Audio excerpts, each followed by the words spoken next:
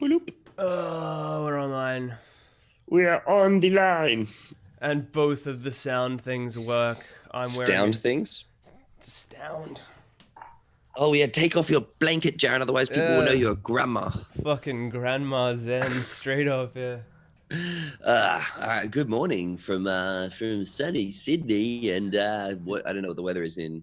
It's terrible down here. It's cold and cloudy in Adelaide. Yeah, well, that's what you get for winter. Kind of. Some of from last night. It works. Yes, it does. Been Yes, it pulling my does. hair out this whole goddamn time. Thank you so much. I appreciate the fact that you've been stressing. All right. Well, I'm Jarran, and that's Dom. He does lots of jumps and front flips off height. And he makes music. All of the music. Yeah, musical guy with all my guitars in the background, as you can see. Yeah. I do the front flips. I'm pretty shit at life, but I do sick flips. Yeah. I mean, that is my calling. Your calling card. Sorry. Jared and I used to be garbage men. We used to live together. Yeah. Now we work together as creatives as opposed to laborers. So it's in just different cities, in isolation.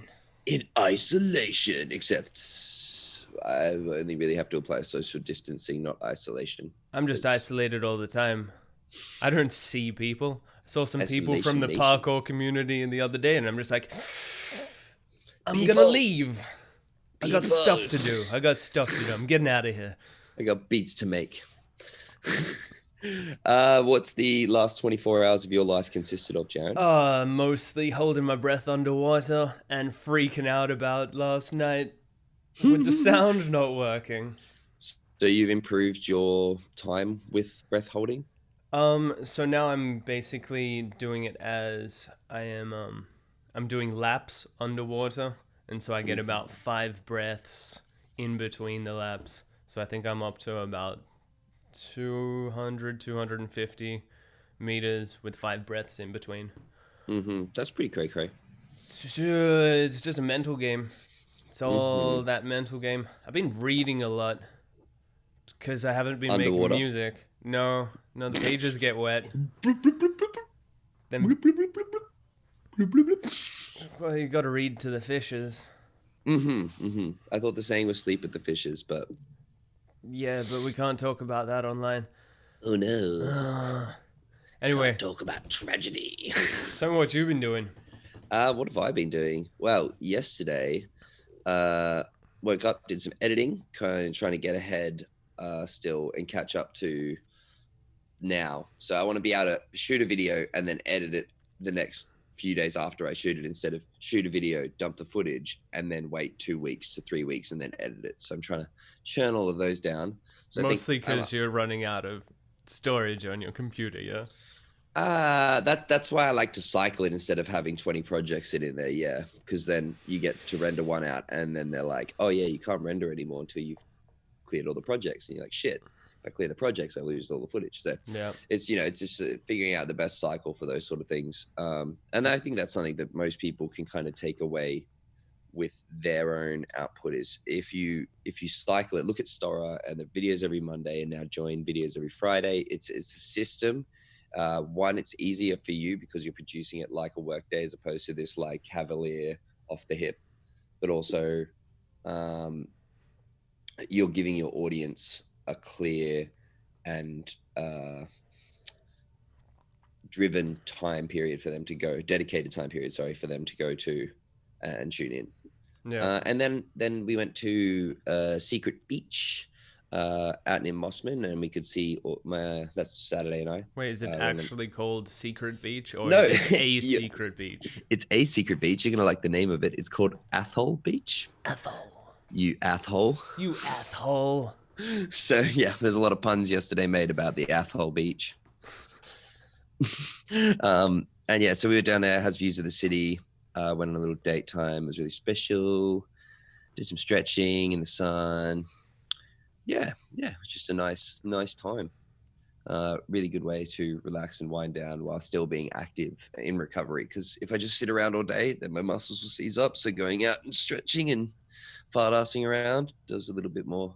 And then came home, and then I talked for half an hour. Well, actually, I slept for like an hour, and then I woke up to do the podcast, and then I talked for half an hour while Jarran made sign language. Still got the signs here. Yeah. Yeah. Good times. Good times. Good times. Yeah. Yeah. So that, you know, pretty relaxed for me. Probably go to light session this afternoon of training, and then hit it hard tomorrow. Yeah. Have you found any new places? Like, I know it's not the easiest when you're in your hometown, but have you been looking around and getting some like new spots? Yes. So two things that have helped with that is one, the city of Sydney is always in development, always on the rise. So I have a few old areas that we went to that now have new spots. So that really helps. Mm-hmm. And then we also went and looked at some new stuff and found some new spots. So that's good too. But mostly it's about, for me, revisiting old spots or going to spots that I've seen once years ago, and then, oh, that's right, that exists, and going back there. And then there are just all of these new challenges opened up. Yeah. Like the drop from the other day. Like I remember like being there 4 years ago with Ruben and looking over the edge and being like I didn't think of it. You know what I mean? It was like, imagine something like that. You know what I mean? But it wasn't like. Whereas Kadori and I now are at that level, we're like, okay, imagine. Okay, what if we just break it down and start breaking it down? You're like, oh, we can do this. Like, it's just, you know, a different set of eyes, different set of like game rules now, especially since I feel like I've progressed quite a lot over the past 2-3 years. Do you still have your mind set on that like ridiculous front flip at Barbican? Yeah. It's in the back of my mind. That is crazy. I feel like that's the same. I feel like that's the same height as the bridge. Really? Yeah, that bridge that I did to sand is about the same height, 9 meters, something like that. Yeah. Okay. Yeah. Because I remember it was on the cusp of possible back then when we looked at it a year and a half ago. Yeah. It was like on the cusp of possible. It's just launch and just hold it for ages. Oh, but it's so like I'm so used to them now. Like, so I did the plyo drop over the rail that I posted on Instagram, and then I like didn't even think about it because it was so technically difficult. Was the front, and then someone was like, "You should do the front." I think it was Greg or Michael was like, "So you're gonna do the front?" And I was like, "Shit, the box jump to me is like more difficult of a move than the front flip." So I just did the front flip, and the front flip was like nothing. Like it took me fucking like 10 seconds prep. Like I'm so much more comfortable with front flipping off high shit now, and it's just locked off. Like I don't know how to degress that. Yeah. So it feels like this. It's almost like unsatisfying to do them lower than say like 3 meters because I'm like I didn't have enough time to like enjoy the air. So feels rushed. Well, as I've always said, that is that middle gray ground between free running and parkour. Suddenly, a dive front is a utility. It's like, yeah, flips a parkour. I don't care what anyone says. Flips a parkour. I just watch the comments now. Just flips on a parkour. But I think there's certain things that definitely can be used effectively. You know, for example, people falling backwards off a wall and then doing a backflip or rolling down the wall backwards and landing on their feet. To me, is an effective form of parkour. It falls into like the bracket of ukemi or whatever people like to fall, like the art of falling. But it's the same bracket. It's using your body in the most efficient way possible. Be that like if there's a spiky fence in front of me, and then there's a drop on the other side. Like if I can't box, I'm gonna be easy. Is it gonna be easier for me to dive over that height if it's chest height than it is to like box jump over it? Yeah, of course, because you can dive up as well.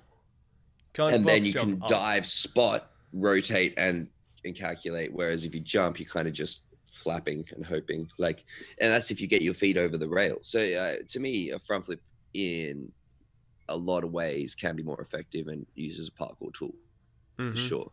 Like if I was in a burning building, the classic parkour trope, you're in a burning building, you need to get out, right? Like for me, what if the window's shattered on all sides? There's only a little hole I can fit through. So I've got to do like a thread and it's too little for me to pike through. So I'm like, okay, what am I going to do? I'm going to dive. And then I can't just dive roll because it's one story up. So I'm like, oh shit, I got to dive, and then I got to tuck, and then I got to land on my feet on the floor. Parkour. Mm-hmm. Right? But it's a front flip. So, you know. And you get points for it. Yeah. Clout, as the kids are saying. Before I make my other point, you haven't actually told everyone that you're doing a Farang giveaway. Oh, yes. I mean, I mentioned it last night, but today on the show, yes, thank you, Jarran, we will be doing a Team Farang giveaway. So later in the show, I will be asking a trivia question it's a Team Farang trivia question. So if you're a Farang head, then you have a good shot. And then it will be the first person to answer that trivia question in the comment feed. And that person will win a full outfit from Team Farang. You got the essential stretchy jeans, you get a shirt of your choice, which with what we got in stock, and some socks, because you got to keep your toesies warm. So that will happen later in the show. Stay tuned for that.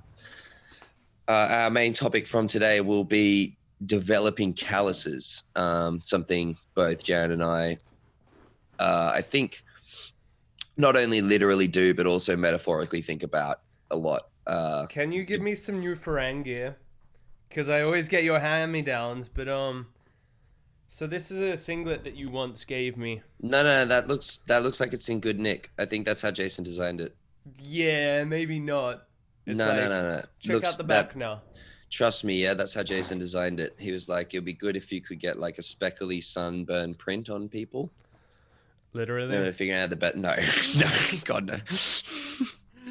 You're like, wait a second.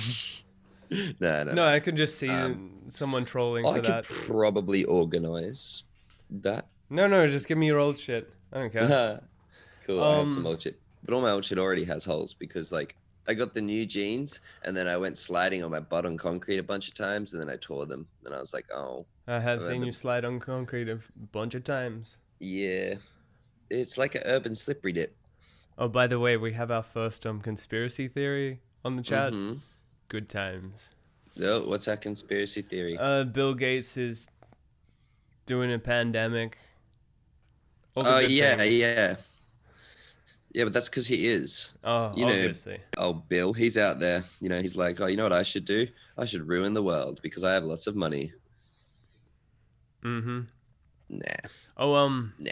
Okay, well, I think that covers 24 hours. What? There was a point I wanted to talk about before we got into calluses. While I'm picking at my calluses. So everyone asks you about like your front flips. How do you do it? Blah, blah, blah, blah, blah. One of the things that I've been actually reading up on and listening to is how we learn and all of the neural synaptic connections that you're doing. I had to just make a good word. Anyway. Neural synaptic. Oh, yeah, because I'm on that level. Neural. You know, it's funny. I actually get what that means.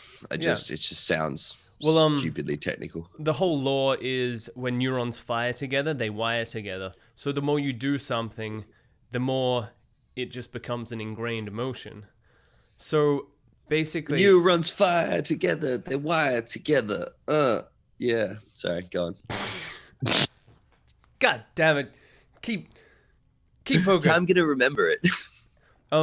Basically, like I've seen you for the last 8 years just doing the same thing, and you keep doing the same thing. You now don't basically think about it because you had to think about it in the past. That's what people don't get. They're not like, it's not a case now of how do you do it? You just know. I remember once asking I know robotics for front flip. Like it's literally like a diving front for me is one of those things that's akin to jogging in my brain chemistry.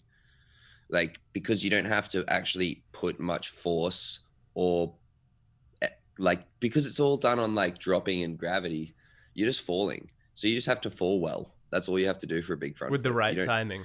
Yeah, the right time. You just have to fall well and absorb. Like there's no like, it's not like a cat pass. A cat pass has way more going on. You're running at a wall. You've got to jump at the right time, place your hands precisely on the wall, and then use the explosive power in your muscles to push up. Like dive fronts is like, huh. But Yeah, it's basically you've judged internally how big it is or what the drop is. That means you've judged what the air time is and how late that spin needs to be. yeah, So, because each front has like a slightly different dial time on where you kick out or where you spot or that sort of thing.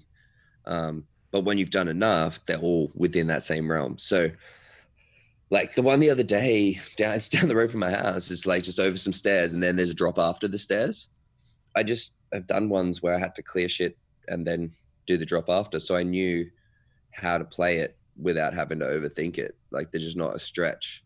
And I still think for me, yeah, it's safer to do a front flip off height than it is to just jump. mm-hmm. Like I think I know that technique better and I've practiced it more. Yeah. So long story short, you just do it possibly a million times and you won't need to think about doing it anymore. Well, I think that leads perfectly into developing calluses. Is yeah, there's like that's the way you develop a callus on the skin, but also if you're going to develop a callus in the mind or develop a metaphorical callus around doing something, it is just doing it thousands of times till it literally blisters your body or literally blisters into your system, like becomes a part of the exterior. Like I have from front flips, I have right. The first thing I ever got was a right shoulder kind of scar, or like used to be like a missing patch of skin and now has become like firm and numb. Mm-hmm. Is like just a right shoulder callus from rolling on the right and scaving it on the concrete all the time. So I like scrape it or whatever, like little nicks off the top. And then that, like, I haven't felt my right shoulder on a roll in fucking years. You know what I mean? Maybe if I like go in, but if I do a good roll, you don't feel shit. And then that left hip, because I would roll badly and open up early. So this is a big thing for people who are rolling. If you're in the roll, stay in the roll till your feet hit the ground. Don't stay in the roll until your back hits the ground and then open up to put your feet down, because you're instantly killing the shape of the ball. Think about it. If the ball's like this and you come in and then you just open up. Yeah, damn, that's so true. So you want to grow. And the thing is, if you roll to your feet are going to collect underneath you and you'll stand up.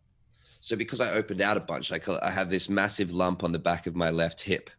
Like it's weird. It's like scar tissue mixed with like a fluid sac mixed with like a permanent lump / callus.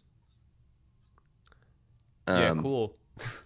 That's that from rolling. And that's like, just doing it, as you said, like an excess, maybe 10,000 times, your body develops a callus. And also like people come to me like, how do you roll on concrete? It's like developed mentally and physically around it. So you know how it works. Your body has like inbuilt structures to compensate now. And like the years and years of practice mean that the margin of error is so much slimmer. Mm-hmm. And I think that neurologically, you actually need to go through that pain because that's the signal of basically saying you've done it wrong. Yeah, this is why I always recommend to people to go roll on like grass or rubber over like sand or dirt, because sand or dirt's not going to correct your form. It's not going to correct your technique. You're going to, like, as you hit the sand, it's going to disperse underneath you. You're not going to feel any of the pain that you would feel on a harder surface. So going to grass is probably the best bet for learning rolls. You'll get itchy, but you'd rather that and every time kind of get a polite indicator from your body, like, okay, that was wrong. You hit here, this knocked here, this knocked here, instead of going to concrete straight away and getting a very rude awakening. Like, oh, I just bashed my hip into the ground. Now I can't sit down for 2 days. Like, I've done that shit. It's not. Yeah. Yeah, I definitely have experienced that. Well, one thing that I've found, like, even the reason that we kind of brought this up is that I've been getting my hand calluses in a strange triangle position because of the force that kettlebells pull them out. So I'll look at them and they're like sharp triangles. Well, like, so if you're looking down your hand, they kind of come out like Yeah. a callus. Have you seen like Kim Possible's boobs in the TV series? She's got like pointy boobs. Kim Possible. Something I remember from when I was a kid. Just triangles. Yeah, you just like that Kim Possible. Got in. It's just a good show, innit? I'm not talking like I'm not trying to sexualize. I'm just talking about like literal, I like don't know. You were pretty much trying to point sexualize Kim Possible. possibly. Oh No, shit. no, no, no. I'm talking about like points though, like the callus points. Oh wow, she has like How these little arrow. wiener, these like tiny little A cup things. Oh, that you Can't really can't. see on the Yeah, screen. you can't see shit. No, you can. You No, can no, no, see but they're that like little points. The outline. whole point is that they're points, not boobs. That's why I'm just like, 15-year-old me was like, who the fuck has points? All right. Yeah. And now I'm just recalling points. Of course. Well, this is one thing that I wanted to talk about then, is if you could... If I pinch my callus, it does that.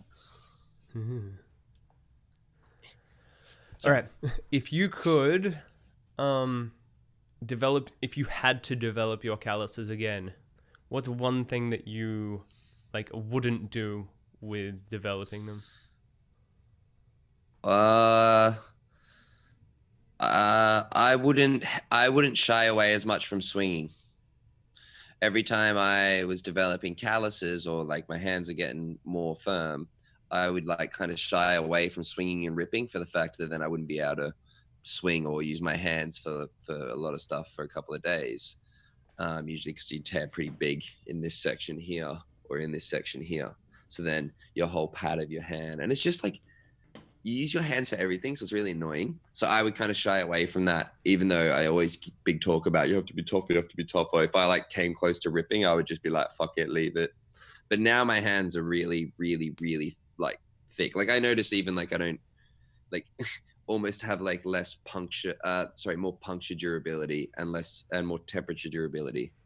Just from doing parkour and like constantly like every day scraping my hands, wiping my like on like hard bricks or rails, or you know what I mean, always using like rougher surfaces in my hand and swinging my body weight around it. Yeah.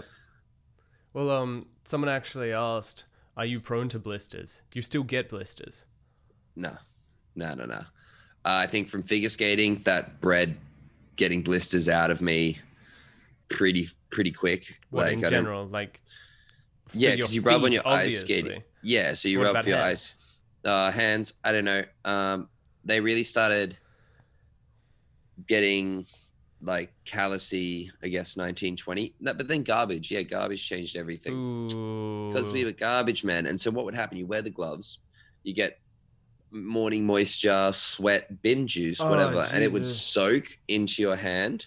And so you'd have this soaking hand, like that pruny hand, but then you'd be picking up. Do you remember just having like, it was just white? Like you just had white corpse hands, especially if it was raining that day. Oh, that's so. And it would add this like almost fatty layer of skin because it would be like pulling it off slowly. And so then when you would go home, like Mark's used to just scrub his hands and get all of that stuff off and like really cut all the calluses out so that they were nice and smooth. And I was like, I'm going to go the opposite approach. I'm going to leave my hands.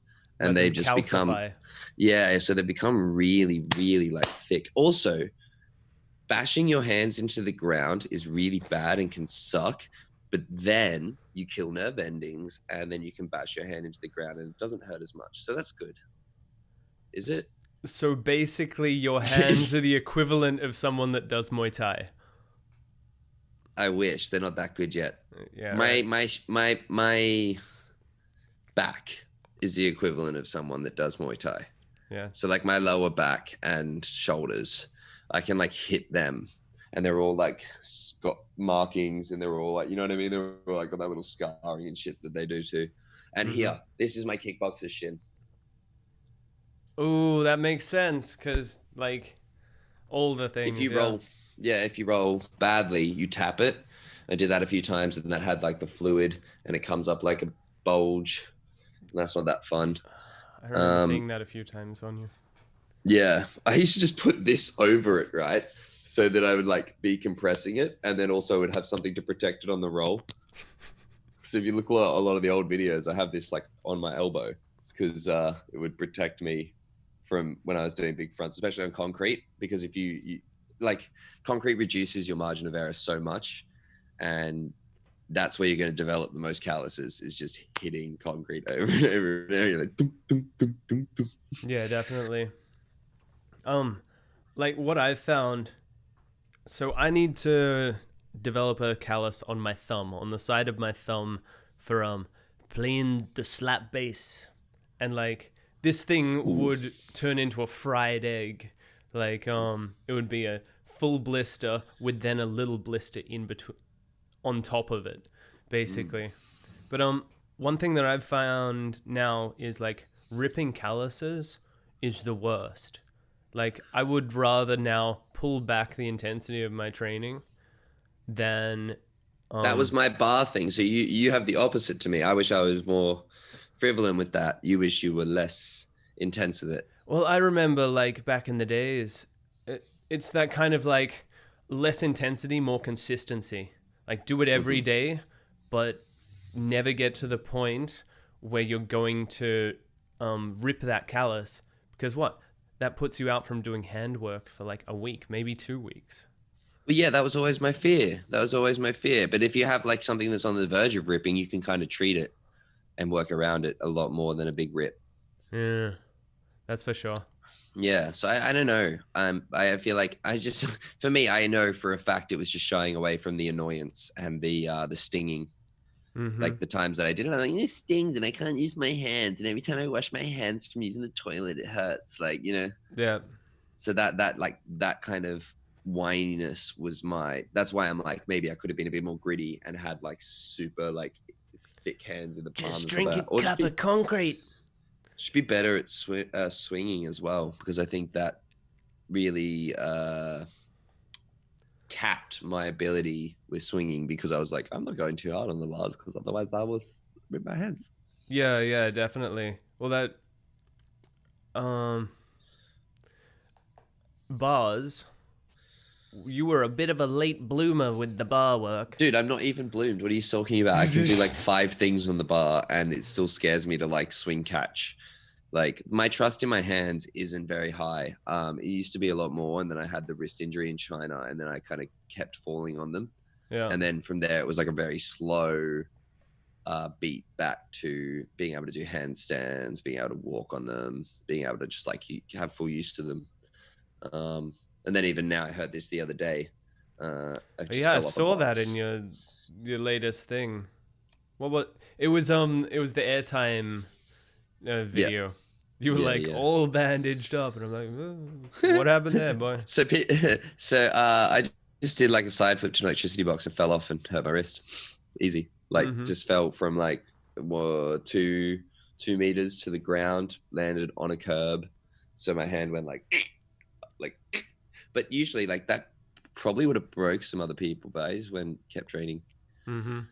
Like it could have literally broken somebody's wrist, but I think just the fact that I've fallen on my wrist so many times like that, it was like, nah, just take it, sprain it, and now you just got to be careful, as opposed to like a full like hospital visit or something like that, which it might have been back in the day. All right, I'm gonna do this. I'll pay for it, because it will just be interesting to like actually look at on the show. I'm gonna go make you get a Dexa scan, and we're going to basically see what your bone mineral density is, because it must be hard as fuck. Yeah, well, there was an opportunity to get one. I stupidly didn't at the Apes Jump Off in 2017, I think. What, they just had like a mobile Dexa scan there? Yeah, they had someone who was doing Dexa scans. It's like, hey man, you want to do a Dexa scan? I just didn't do one because, you know, when you're at events, you don't often get a lot of spare time just to be just doing not much, you know what I mean? Usually I'm either like organizing for emceeing or participating in training or blah, blah, blah, blah. We should probably actually explain what a Dexa scan is for the people playing at home. So a Dexa scan is a low radiation, basically an X-ray or a CT scan that shows your bone mineral density and your fat composition in your body. And so you get that, and you can see how tough your bones are and what your percentage of fat is. Yeah, so like the bone density thing, to those who wouldn't really get that, means that if you have a thicker density in your bones, they're less likely to break. Simple. And the way to get denser bones, from what I know scientifically, is actually through impact. Yep. So that's called a hormetic response, which is literally the scientific thing of what doesn't kill you makes you stronger. So exercise is a hormetic response. It's whatever stresses you, your body is going to adapt and get stronger too. And this ties in well to Marcus John asked, do ankle things even hurt? Well, when I started parkour, would roll my ankles a lot to the right and to like hyperflex stuff. What's the ones to the side? Is that hyper and dorsal? Anterior, Hyper something. No. Lateral. lateral. Lateral hyperflexion and extension. Let's say that. Yeah, so I would often roll my ankles, especially to the outside. I went to the hospital maybe 12 times in my first 3 years of parkour to have ankle scans because I just kept fucking them up. And then I did a really bad one where this is the hyperflex, where you hit the wall with one foot and the shin. Hyperdorsiflex. Hyperdorsiflex. Yeah, and it hits your toe, hits your foot, which is a very common one in parkour. Ooh. That really messed me up. That took me out for like maybe 4 months. That's the only time I really took off parkour. I was still doing like corks and side flips with the dance crew and trying to be a professional dancer and out partying all the time. But really the ankle was one of the big things that demotivated me during that time, is because once I did that damage and I had to strap it for every training, I was like, this is lame. I don't like being in pain and going out and not being able to do my full worth per se. So then now, fast forward 7 years or whatever, 8 years. You can if I ankle thing, I feel like maybe sometimes I get a tweak. It'll be like a 1 minute experience because my ankle's so used to going to that range of motion that they activate and have like almost a stopper built in before they fully, like I'll fall over before they flex out now because they'll just ping me off. They're like, no.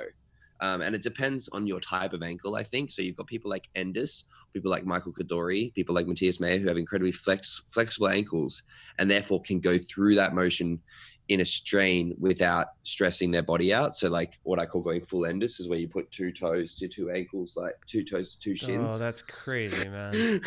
But he like him and Matthias can like do that without like dying because their ankle flexibility is so high. And you see that a lot in Asian cultures as well. I made a story this year, so I'm going to Thailand, and he was squatting and his knees were ahead of his toes in like a 45-degree angle. It looks like it's made out of rubber, and because we never see it because we're just this Western society living in chairs. Yeah, it's like it's so out of the ordinary, but it's so like healthy, and I'm just like, God damn it. Yeah, it's what I always aspire to is knees over ankles, like knees slightly separated form, so that it's just comfortable to sit in there. And it's so good for your lower posterior chain. Like being able to be that flexible means that you don't have a lot of glute, hip, leg tension that overlays. So that squat. How do we lead into this about the squats? We're talking about ankles. But ankles. That's it's a really good point. Yeah, it's a two types of ankles with that kind of theory. So developing either the flexibility like those guys or the strength like myself, where it's like, yeah, we don't bend that far, bro. Which means in my case, I would actually prefer to have a bit more flexibility, because then like I get periods of time where if I don't do my mobility work and don't work really hard on keeping the ankles mobile, they lock up, and then I can't go past 90. And I'm like, shit, I have to go and then do a lot of work to get it back to normal. Yeah, of course. And you're actually setting yourself up for more knee injury if you don't have flexion in your ankles. Yeah, so it has to come from somewhere, and a knee is not supposed to be a flexible joint. This is why everyone screws up their PCLs, ACLs, and LCLs, because it's all supposed to flex in the ankle, and no one has ankle flexion. Mm-hmm. And if they do, they don't have strength through the ankle flexion. So I think in parkour, I would love to see a little bit more focus on from everyone is just that foot to ankle strength. Do you ever see people jump? And I'm sure people in the audience listening will understand. You ever see people jump and the bottom of their foot's kind of like floppy in the air? They jump and they go, yeah. And like, that's a clear indicator to me that you shouldn't be jumping that far. Like if your ankles are loose in the air like that, you need to go back and have, it's like lifting weights. If you see someone do like a bench, what is it, fucking squat, full lift, and they go, you're like, they shouldn't be doing that much weight. They should be going back to 20 and going strict form, strict form, strict form. Well, not only that, most probably they shouldn't be doing I think what you were trying to do was a clean and snatch. Yeah, clean jerk and snatch, that one. Yeah. People just want to do the cool stuff first. That's what I'm saying, innit? Yeah. It's like, if people do, like, they see people doing 15-foot running jumps, like, I'll do a 15-foot running jump, and they jump, and in the air, you can clearly see. It's like wind resistance. Yeah, their feet do this, like, and it's like, at that stage, it's more important to go back and do the fundamentals and make sure your ankles are strong enough to take all the shit than it is to be doing the shit. It's something, I always put to younger traders, like, you got time. Why not train for 20 years and progress slowly rather than train for 5 and then never be able to train again? Yeah, well, that's the interesting thing, especially because people say to you, "Oh, you're not even going to be walking at 40." Yeah, but that's muggles now. Like, most parkour people seem to understand that I do know my body really well and am fortunate enough to have a huge background in that sort of shit, and that's why I've been able to stay on it for so long. Yeah, because well, as I've always said, you did your conditioning early, you did your prehab, you got all of that stuff sorted out. And then just consistency as well. Like, just keep doing it, and then it becomes easy, and then you push from there. Yeah. So, like, be that strength based or be that technique based. It's like you've always got to. I feel like in training, and this is especially with developing calluses, keeping in the theme of today, is that you should have plateaus and rises. But the plateaus for people mentally can be really difficult because you don't feel like you're getting any better. But the plateaus shouldn't be times where you're trying to get better. Plateaus should be time where you're trying to solidify everything that you have underneath that plateau. Yeah. So, like, if I'm having a period of time where I'm sore or I'm tired or whatever, I just go back to basics and I just do my basics and I just do it over and over. Like, I had a few minor injuries last month. So I would, like, at the end of the month, I was just slowing down and I go out and I just do vaults and prees, really basic, like 30%, not even jumping almost, like, just, you could, like, with momentum, just hop there. And so that really improved my touch and my technique, which is just a byproduct because I had to. But it's like, you got to work during those plateaus on just solidifying all this shit so that when you go for your next push, it's safer and you have a more updated version of your body of all the techniques. Yeah, consolidated. Because because one of the big things is that maybe you're plateauing for a reason. Maybe your body needs to heal at that point, and it's just like building some things up. What, I hate that so much. Your body needing to heal. I know. No. Like, why couldn't you just go up? Like, I wish I could just go to bed and wake up like the freshest that I feel. You know what I mean? But it's just impossible. Yeah, exactly. This leads. Well, actually, it doesn't because we're doing world of parkour first. But I'm just going to answer a few questions so I don't forget them. I'll join in. So you were asking about, well, someone was asking about ankle stabilization and strengthening. So for that, look at kettlebell Cossack squats, which is going side to side, and one is called twisting squats, where you literally twist up and then you do a 360 while doing a squat. You're on the outside of your ankles, and it fucking kills. And I recommend that thing, this. This is I think it's called a Bosu balance thing. That's not a Bosu. Bosu's the bigger one. Yeah. It's an ankle stabilizer. It's from PTP Fit. They sent us this. It basically, you stand on it and then it like wobbles. And then you do your normal like squat. Start with 2 feet, do your squats, and it will overstimulate your stabilizer muscles so that you're working overtime. And then when you go to more stable surfaces like the ground, your ankle will be extra firm. Mm-hmm. Simple theory, really. And I used those all growing up.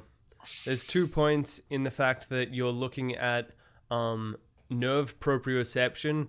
Proprioception is where your body is in space. Awareness. Yeah, and that's what those things are doing very much, is like going, all right, well, shit, where am I?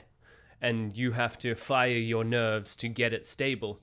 But there's also blatant tendon strength. Just being like, putting that stress on it, and you just have to hold it. Yeah. Get it going. Get it going. Yeah, those are my two things. I think for me, the ultimate is the squat. Just getting into this squat is the ultimate recovery tool for me. So if I'm like, if I'm walking, right, and I'm at the traffic lights, I'll wait at the traffic lights like this.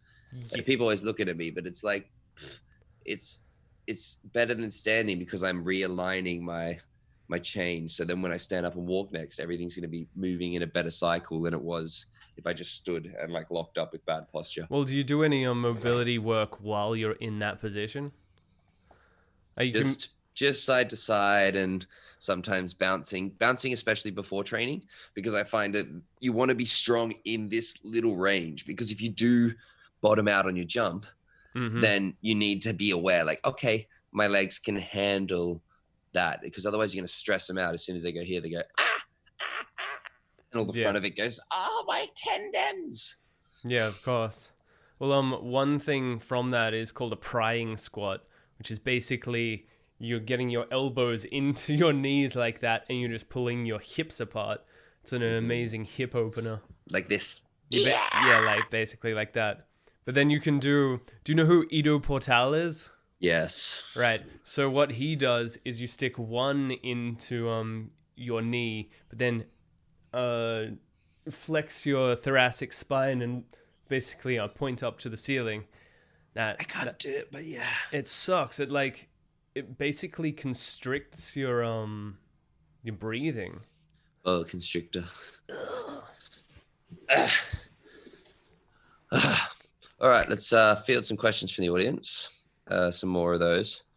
If you could train for a week anywhere with anyone, who would it be? I would train in Santorini with Daniel Labaca. Just me and him. And we just go find cool shit and do it. That's my ultimate. It'd be ultimate. Just because I never really got to spend quality time with him, and he was someone who was a huge influence on my movement. And I also think I share a like-mindedness towards attitude and belief system of movement, and how like just the things I heard him say over the years I can relate to. So I think we could like have a really good time and actually share a lot of knowledge. Yeah, well, the only times that you have got to hang out with him are in like time pressed circumstances, yeah, or jam capacities, yeah, where it's the same thing.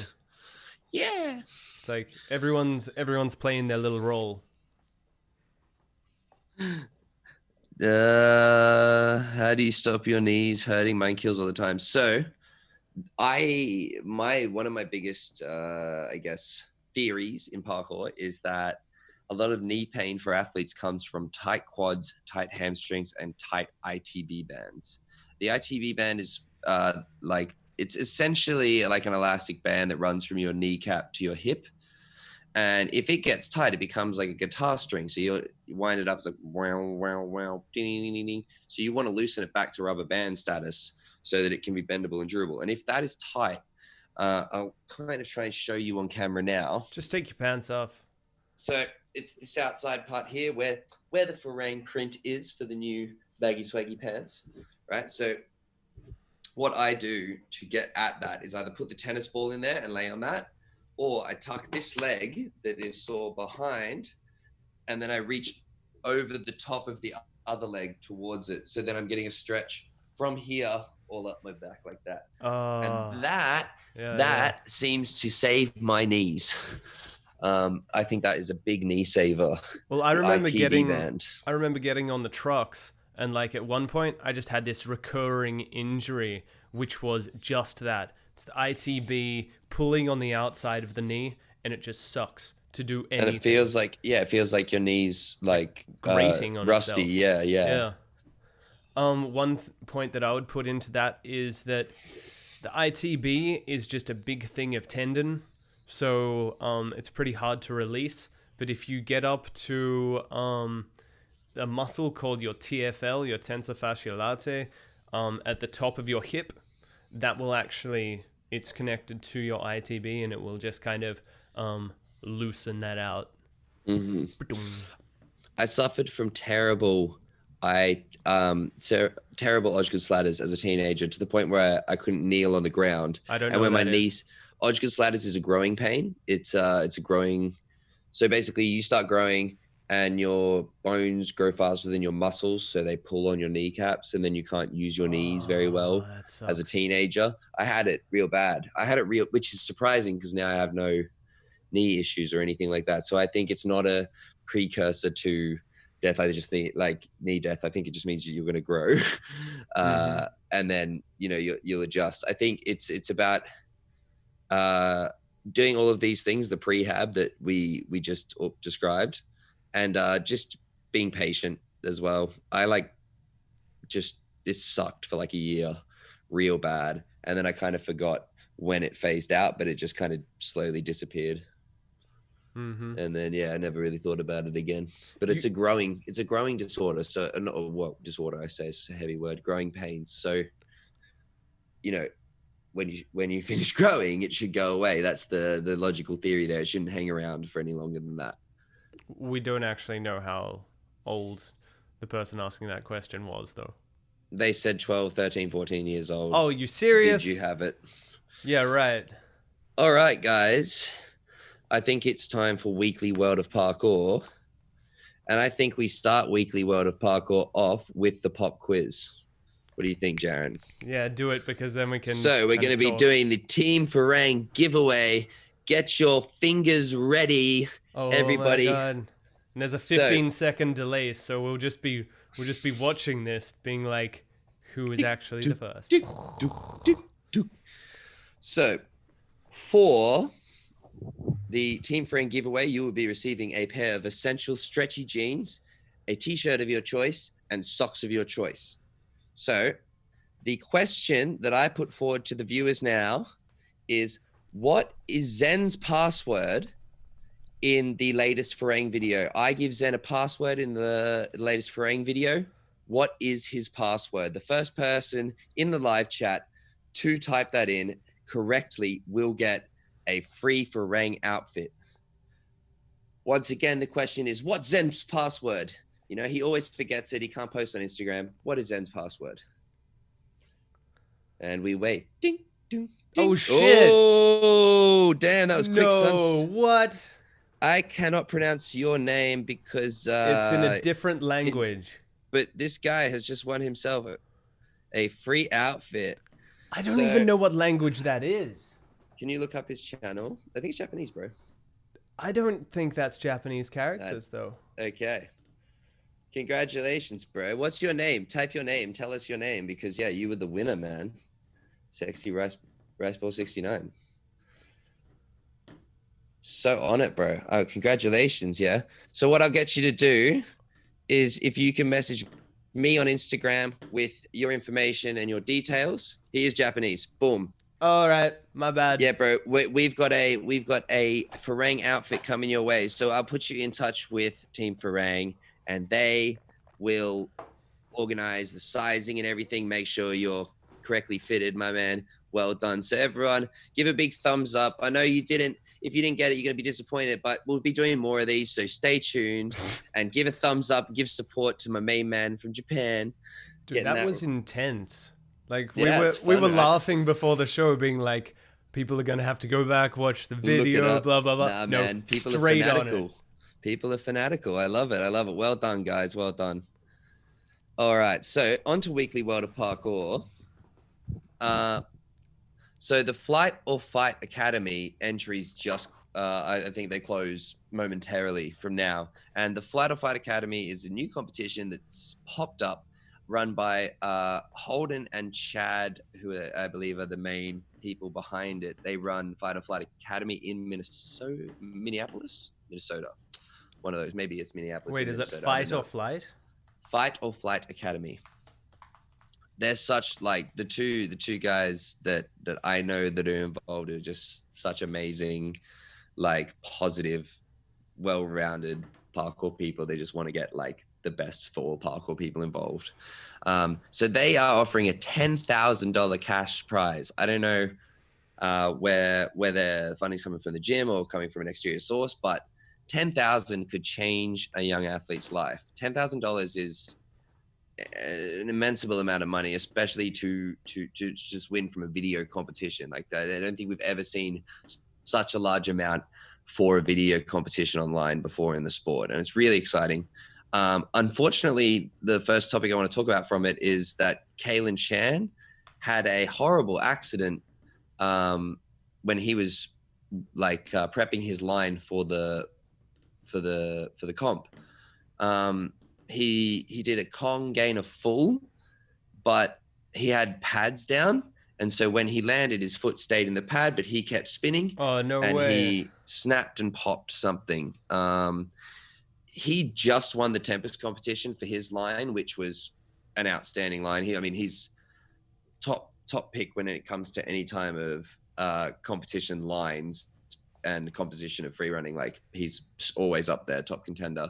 And so he just won the Tempest competition and then went out to shoot this, and unfortunately had a massive injury. So shout out to Kalen. Hope that you heal soon, heal quickly. It brings me on to the topic of pads and taking pads out to training. It's something that I've never really personally advocated or even like optionally done, because I feel like that's not what we train for, and that when you're doing moves that require, different sort of flexions that they're going to have in things like gymnastics, or like when you do those flips in gymnastics, they know how you're going to land in the mat and stuff. So there's less of that because it's a more controlled environment. When we're doing shit outside, if you just like twist the wrong way, you're fucked. With pads and your knees and stuff like that, like we were talking about, they're not made to swing that way, to twist that way. So I would recommend against taking pads out. One, either you're going to hit the ground a little bit harder, or two, take more time or don't do as sketchy tricks like straight up. Know that you can do them first. Like, be patient, develop them over years. Like, he can congain a full in his sleep, and I'm sure like he was just using it. Wasn't he one of the first people to do that? Like, on video, I remember that. And what? But it's like, because he took the mats there, it just changed his perception of the environment. And when you haven't trained, he said he hasn't trained with pads in a couple of years. So it really, like, he just forgot about it. And that's where you've got to be careful taking pads out. And I think to me, it loses some of the essence of pure free running and pure parkour per se, is because you're suddenly going and taking this uncontrolled environment that you're encompassing and making it fit to your little brackets. It's like the Alex Shower in the gym free on a video, like, oh, if I don't have a jump I can make, I just make it closer. It's like, oh, I don't have a spot where I can land this, I'll just make a spot where I can land this. And it's not really to me the correct breakdown of thought and pattern that goes with parkour. I would say the exception is comps. Like, like training for for sure, definitely an exception there, but that's because you're trying to put together this complicated thing, and you've got like 2 rehearsal like jam periods before the actual comp. And everyone's different in the sense that they do need mats or don't need mats to do certain movements, and I get that, because like if I'm going to do something horrendous like a double or something, I'd rather have a mat there first before concrete. If that's my only options, I'm like, I'll go mats first. Then also I want to shout out, of course, Ed Scott. I'm a big fanboy of Ed Scott. Everyone online loves Ed Scott. He is the man right now. His run is insane. Does A twists, reverse out, swip up, double cork, and then like smooth transition. Is it double cork? No. He comes back around. I'll have to watch it. But yeah, he does that, and then he does Sukahara to combo out, which is incredible. Really good use of spot. And this was a Instagram comp, Instagram competition, yes. Right. So I can't say enough good things about Ed's run. The one that's really blown me away is from Yasin Hamati. I swear I've met him once I don't know, but bro, guy does a twist in, back out on like low concrete into like a seamless flow line with really, really difficult moves. I'm a big fan of it. I think it has this real excitement and rawness to it that a lot of the other lines are missing. And it's all on concrete, which just bumps that difficulty level so high. Speaking of also that is Jarran Zen. Jarran Zen is probably the first person that hit up like a crazy fucking line for this competition. You should definitely go check it out. He does a frog gainer, smooth link, double core, perfect link to wall step palm full, which I thought was really cool because I don't really see that often. And then turns around, little pause, but I usually judge pauses a lot harsher than at this one. I don't even think about the fact that it's like a beat. It's not a pause because he does the most incredibly difficult cast gainer out of it. Like it's like a fat wall cast gainer. So he like lays on the wall, comes up, and it's all concrete, all sharp and gross. Did you put your one up here? So I don't have a Fight or Flight Academy run because of this. Oh really? Because Yeah, your face is on it, unless that's not your face. I helped promo and I did some other Fight or Flight Academy stuff for the masterclass series that they have coming. I don't know how much I can talk about. So at the moment, my face is actually Google Chrome, and I'm on their Instagram. Oh, cool. Yeah, but I can't find people. They don't have people's names here. And also, I just want to give one quick last one to fucking Christian Kolowensky.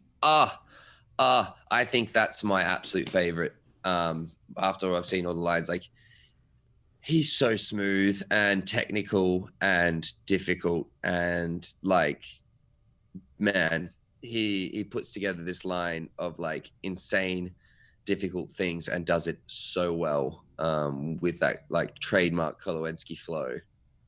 Just like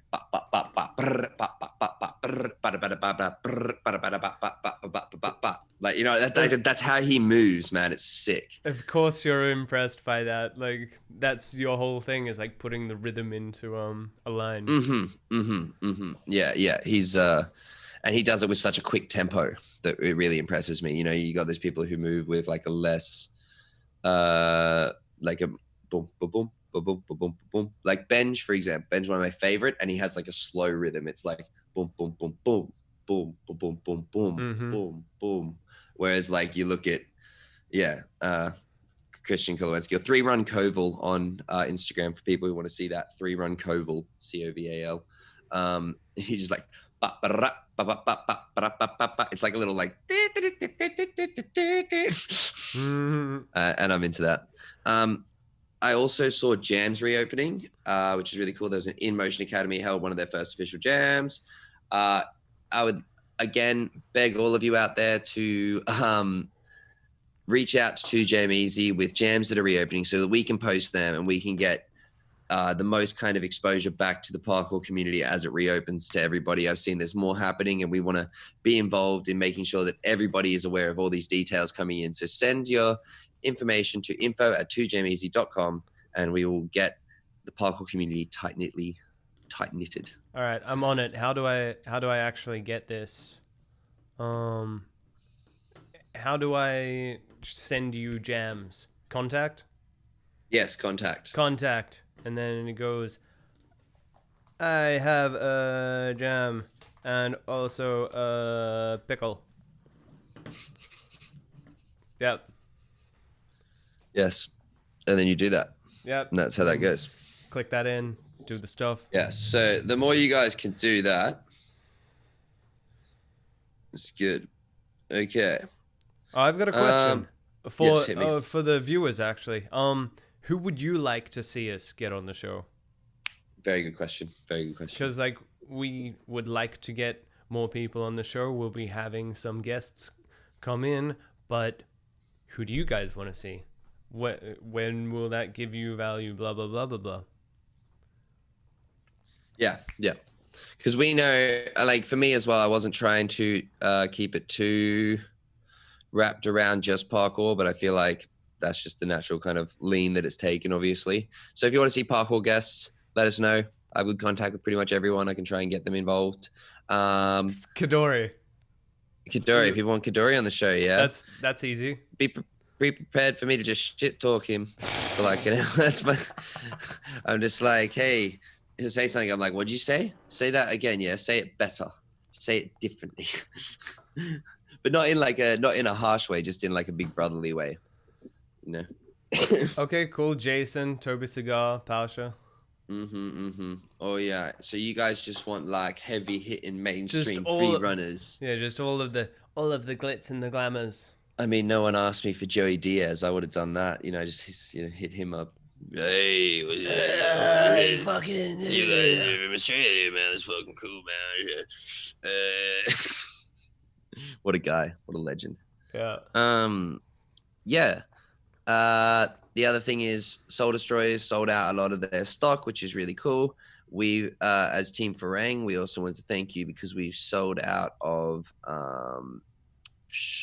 the black long sleeve tee. It's our most popular. Extra small, and XXL are sold out. So you'll have to get your mediums, larges, and XLs as soon as you can for the Team Farang stuff. Yeah, but like really thankful for that response. And from what I've seen with Modus, they've had an overwhelming response to their video drop / clothing line drop. Such a good that is video. really awesome to see. I've watched it so good twice now. I still have to watch the behind the scenes Director's commentary. Director's commentary. Yeah, I think that concludes me on my weekly World of Parkour. It's I wasn't that dedicated to studying it this week. I was just I just say what I have, what I know about off the cuff. People did things. Yeah. We got this kind of back to front, by the way. We screwed up the structure. It was supposed to be World of Parkour, then the questions. Yeah, Jesus, well, we got it wrong.